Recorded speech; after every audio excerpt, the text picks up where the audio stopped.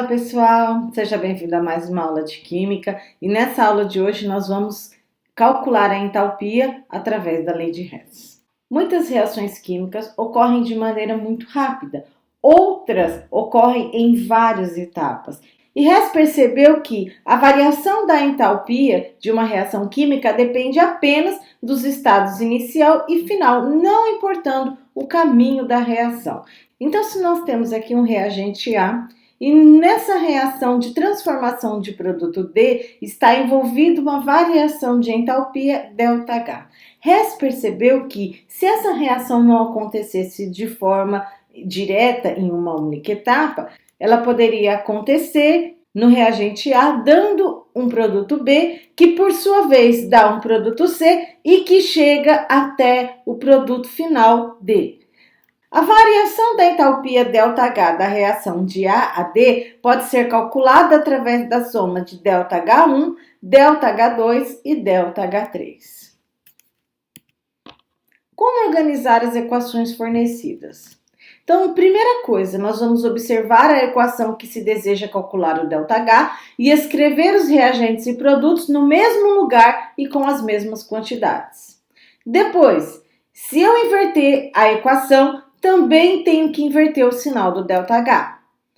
Terceiro, se eu multiplicar uma equação por um número, eu também tenho que multiplicar o ΔH pelo mesmo número. Lembra? A entalpia é proporcional ao número de mols. E o quarto passo, eu vou somar as equações e os seus respectivos ΔH. E agora a gente vai para a fase de olho no vestibular, porque é resolvendo exercícios que eu vou explicar para vocês como é que funciona a lei de Hess. Questão de número 1, uma questão da FGV. Diz o seguinte: em um conversor catalítico usado em veículos automotores e em seu cano de escape para redução da poluição atmosférica, ocorrem várias reações químicas, sendo que uma das mais importantes é o monóxido de carbono mais meio de O2, transformando em um CO2. Sabendo que as entalpias das reações citadas abaixo pode-se afirmar que a reação inicial é. Então, ele quer saber se ela é exotérmica ou endotérmica e qual é a energia envolvida. Bom, nós temos duas equações e é a partir dessas equações que nós vamos escrever a reação que ele quer para calcular o ΔH dessa reação. Então, nós temos aqui essa reação de conversão do gás monóxido de carbono em dióxido de carbono e duas reações envolvidas nesse processo. Então, a primeira coisa que nós temos que observar é, eu tenho essa primeira reação aqui, qual é o composto que aparece tanto nessa reação que eu quero conhecer, o ΔH, quanto nessa reação. Então, se você já disse que é o monóxido de carbono, você acertou. Só que observe que o monóxido de carbono na reação que eu quero é reagente e na reação que eu tenho é produto. Então, o que eu vou ter que fazer? Deixar esse produto como reagente. Professora, como eu faço isso? Inverte a equação. Então, o primeiro passo aqui é inverter essa primeira equação. Então, esse CO, o monóxido de carbono, que é produto, eu vou colocar ele como reagente. Lembrando que quem divide uma reação é a flechinha. Então, eu vou colocar a flechinha aqui, ó. CO vai virar produto. E depois eu vou copiar aqui, ó. C grafita mais meio de O2. Inverti a equação. Quem era produto, virou reagente. Quem era reagente, virou produto. E o ΔH? Se eu invertir a reação, então eu vou inverter o sinal do ΔH. O ΔH, que era negativo, agora é positivo. Certo, pessoal? Depois, segunda reação. Eu olho aqui, ó. C não tem nessa reação. O2 tem, mas tem O2 aqui e tem O2 aqui. Então, a gente não mexe no oxigênio.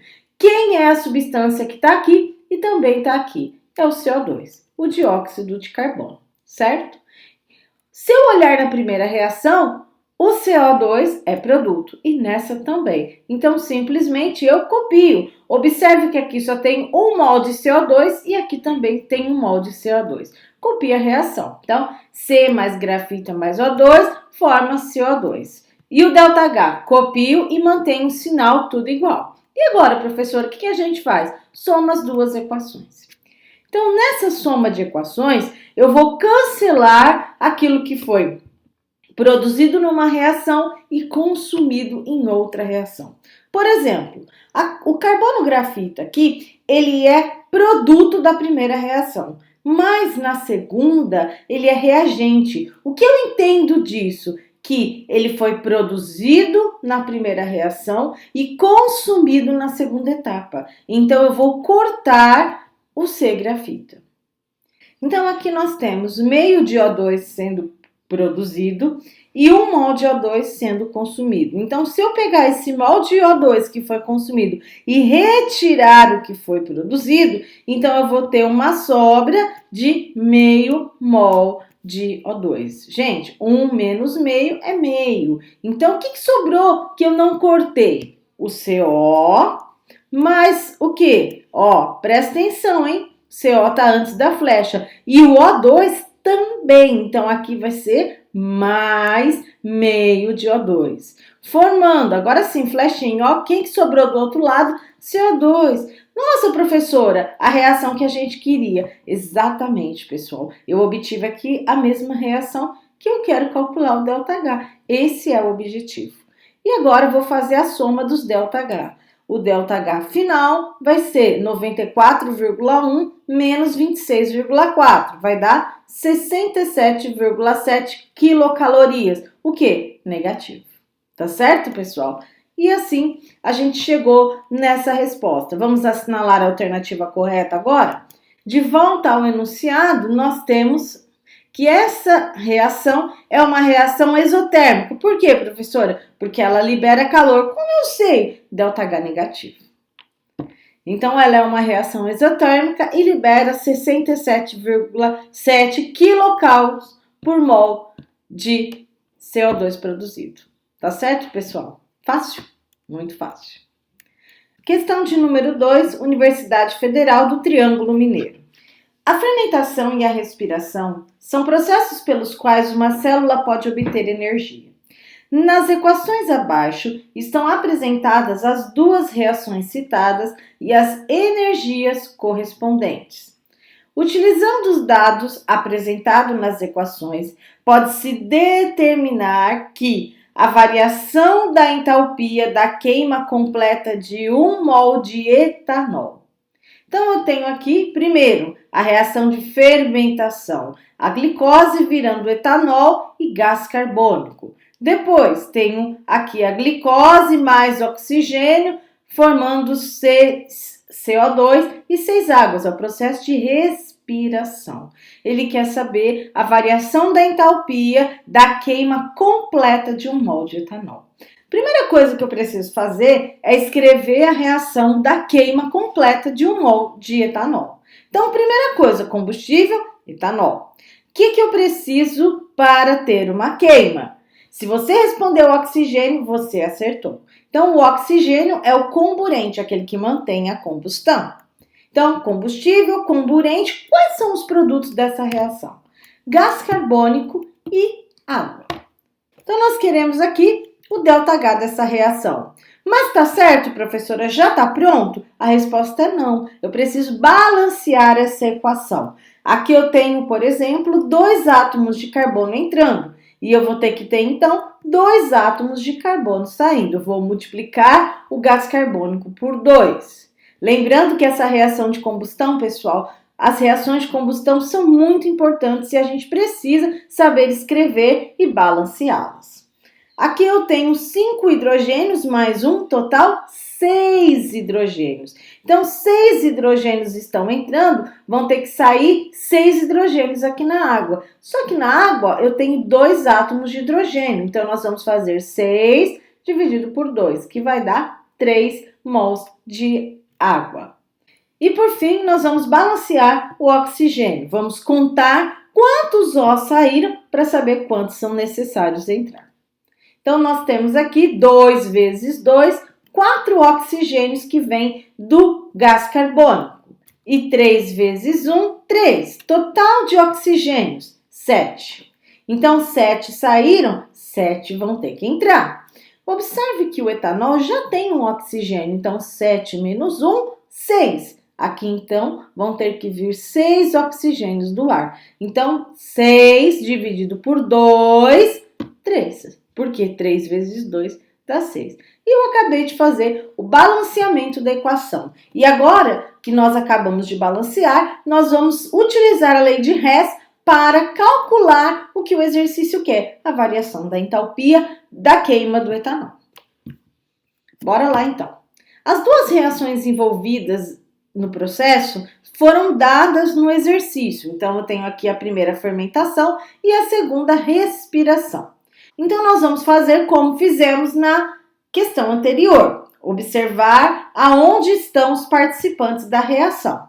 Se eu observar aqui nessa reação, não tem glicose aqui em cima, tem quem? Etanol. Então aqui o etanol aparece aqui e aqui. Observe que na primeira reação, o etanol é reagente e nessa reação ele é produto. Ah, professora, eu já sei, se um é reagente e o outro é produto, eu vou ter que inverter a reação. Então nós vamos copiar aqui o etanol e o gás carbônico. Flechinha, quem era reagente vira produto. Vamos escrever aqui C6H12O6. Se eu inverter a reação, eu tenho que inverter o sinal do ΔH. Então, o ΔH passa a ser mais 230, era menos 230, mais 230 kJ. Depois, a segunda reação. Quem aparece aqui, que aparece na primeira reação? Então, nós temos aqui o gás carbônico e a água. Então, nós temos aqui água como produto, gás carbônico como produto. Então, nós vamos apenas copiar essa reação. Então, copiei. Um cuidado que nós temos aqui, é que nessa reação são calculados 2 mols de etanol e também são colocados o dobro, de água. Eu poderia dividir essa reação ao meio e dividir essa reação também ao meio, mas vai dar muito mais trabalho do que eu calcular para 2 mols. Então, espera um pouquinho, que vocês vão ver que assim é mais fácil. Calcular a entalpia para 2 mols e depois a gente calcula para 1 mol. Então, bora lá. Vou somar as duas equações. Lembrando que o etanol, ele é um reagente, vou copiar ele aqui embaixo, mas observe que a glicose é produzida na primeira etapa e consumida na segunda. Isso significa que ela não vai aparecer na minha equação final. Aqui eu tenho 2 mols de CO2 consumidos e 6 mols de CO2 produzidos. Então, nós vamos fazer 6 menos 2, vai dar 4 mols de CO2 consumido. O O2, que não aparece na primeira reação, ele vai ser copiado igualzinho. Forma, então, agora a gente vai colocar aqui os 4 mols de CO2 que sobraram. E, por fim, a água, 6 mols de água. A entalpia dessa reação vai ser dada fazendo menos 2.880 mais 230, que vai dar menos 2.650. Acabou? Ainda não. Por quê? Porque esse valor de entalpia, essa energia, está envolvida na combustão de 2 mols de etanol e ele quer 1 mol. Então, o que nós vamos fazer? Uma regrinha de 3 simples. Se 2 mols de etanol libera 2.650 kJ, então 1 mol vai liberar X. É só dividir por 2, pessoal. Então, resposta correta, menos 1.325 kJ. Essa é a variação da entalpia da queima de 1 mol de etanol. Voltando à questão para responder, nós temos que 1 mol de etanol libera 1.325 kJ. Alternativa C. Professora, por que aqui não tem negativo? Porque o negativo só indica que o calor está sendo liberado. Se você colocou na frente libera, então você não precisa colocar o sinal negativo. Tá certo, pessoal? Questão de número 3. É uma questão do Enem de 2016. Uma coisa que tem sido tendência no Enem é que nas últimas provas sempre tem questões de variação de entalpia. Então, Então, essa questão de 2016 diz o seguinte: o benzeno, um importante solvente para a indústria química, é obtido industrialmente pela destilação do petróleo. Contudo, também pode ser sintetizado pela trimerização do acetileno, catalisada por ferro metálico sob altas temperaturas, conforme a equação química. Então, nós temos aqui o acetileno e o benzeno. A energia envolvida nesse processo pode ser calculada indiretamente pela variação de entalpia das reações de combustão das substâncias participantes nas mesmas condições experimentais. A variação da entalpia do processo de trimerização em quilocal para a formação de um mol de benzeno é mais próxima de. Então, a partir dessas duas reações, eu vou escrever a reação de trimerização do acetileno. Bora lá, pessoal. Então, escrevi aqui a reação que o exercício quer conhecer, o ΔH, e as duas equações que o exercício me forneceu. Então, de novo, mesmo processo. Vamos olhar aqui quem aparece nessa reação que aparece aqui. Já bati o olho e já vi que na reação de número 1 eu tenho a presença do acetileno. Observe que aqui ele é reagente, aqui ele é reagente. Então, a gente simplesmente copia e multiplica por 3. Por quê, professora? Porque aqui nós temos 3 mols de acetileno. Então, nós vamos ter que multiplicar toda essa equação por 3. Então, vai ficar lá, copiei a equação e agora vou multiplicar por 3. Então, aqui onde tem 1 mol, vou colocar 3. Aonde tem 5 sobre 2, eu vou multiplicar 3 vezes 5, 15. 15 sobre 2. 3 vezes 2, 6. E 3 vezes 1, 3 mols de água. E observe que o valor da entalpia eu também multipliquei por 3. Era 310 quilocal e agora passou a ser 930 quilocal. Observe que eu tirei a palavra mol. Por quê? Porque agora eu não tenho valor por mol, e sim por 3 mols. Então, a gente tira a palavra mol. Segunda equação. Quem está nessa segunda equação que também está na primeira? Você falou benzeno, acertou. Então, benzeno aqui, ele é produto. E aqui ele é reagente. O que a gente faz agora? Um é produto, o outro é reagente. O que eu faço? Inverto a reação. Então, nós temos aqui o benzeno e o O2, eles são reagentes. Eu quero o benzeno no produto, vou copiar ele lá no fim da equação. E o gás carbônico e a água, que eram produtos, vou copiar aqui como reagente. Ó, faz um xizinho, copia para lá e copia para cá, tá certo? E o que eu faço com o valor do ΔH? Pessoal, inverteu a reação, inverte o sinal. Então, menos 780 era para outra reação. Agora eu inverto o sinal, coloco um tracinho aí para virar positivo. E agora vamos somar essas duas equações.